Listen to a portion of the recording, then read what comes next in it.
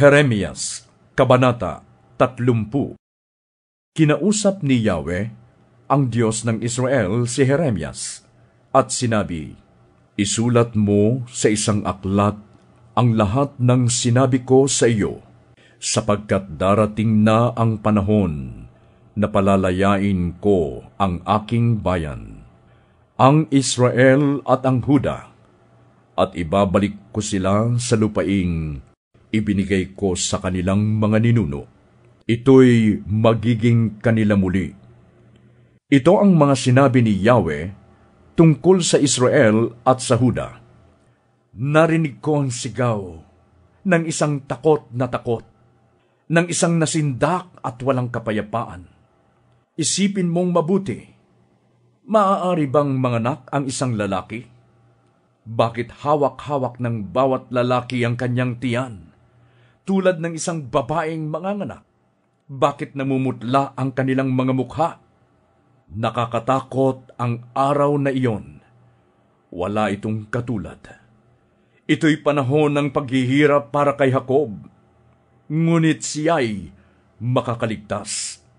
Sa araw na iyon, sabi ni Yahweh na makapangyarihan sa lahat, babaliin ko ang pamatok sa kanilang mga leeg, at kakalagin ko ang kanilang tali. Hindi na sila aalipinin ng mga dayuhan. Sa halip, sila'y maglilingkod kay Yahweh na kanilang Diyos, at kay David na kanilang magiging hari. Ngunit huwag kang matakot, lingkod kong Jacob, at huwag kang manlupaypay, Israel. Ililigtas ko kayo kahit saan kayo naroon, kahit nasa lupain ng pagkabihag ang inyong mga anak.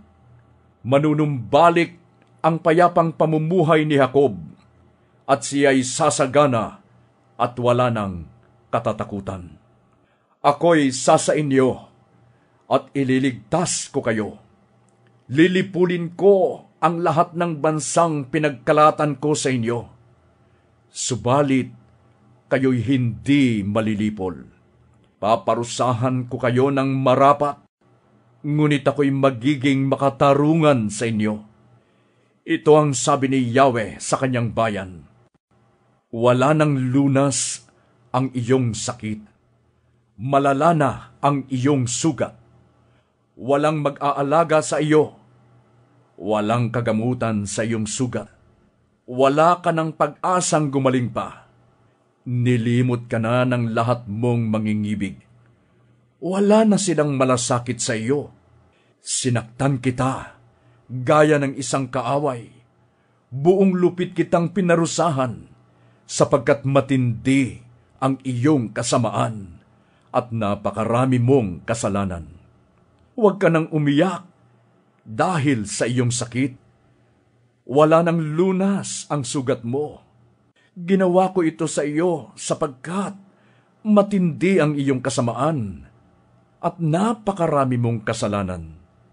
Gayunman, lahat ng umapi sa iyo ay aapihin. Lahat ng iyong kaaway ay bibihagin din.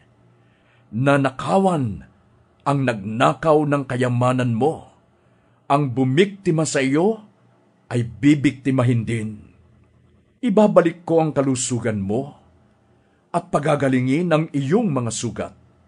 Kayo'y tinawag nilang mga itinakwil, ang Zion na walang nagmamalasakit. Sinabi pa ni Yahweh, muli kong ibabalik ang kasaganaan sa lipi ni Jacob. Kahahabagan ko ang buong sambahayan niya. Ang lunsod na winasak ay muling itatayo, at muling itatayo ang bawat gusali.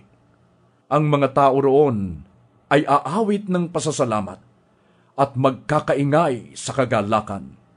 Sila'y aking pararamihin, pararangalan ko sila, at wala nang hahamak sa kanila. Ibabalik ko ang kanilang dating kapangyarihan, at sila'y magiging matatag sa aking harapan. Paparusahan ko ang lahat ng mang-aapi sa kanila. Lilitaw ang isang pinuno na mula rin sa kanila. Aanyayahan ko siya Kaya siya namay lalapit sa akin, sapagkat walang mangangahas na lumapit sa akin kung hindi inanyayahan. Sila'y magiging bayan ko, at ako ang kanilang magiging Diyos. Ito ang sabi ni Yahweh. Ang puot ni Yahweh ay parang bagyo, parang nag-aalimpo yung hangin, nahahampas sa ulo ng masasama. Hindi magbabago ang matinding puot ni Yahweh hanggat hindi niya na isasagawa ang kanyang balak.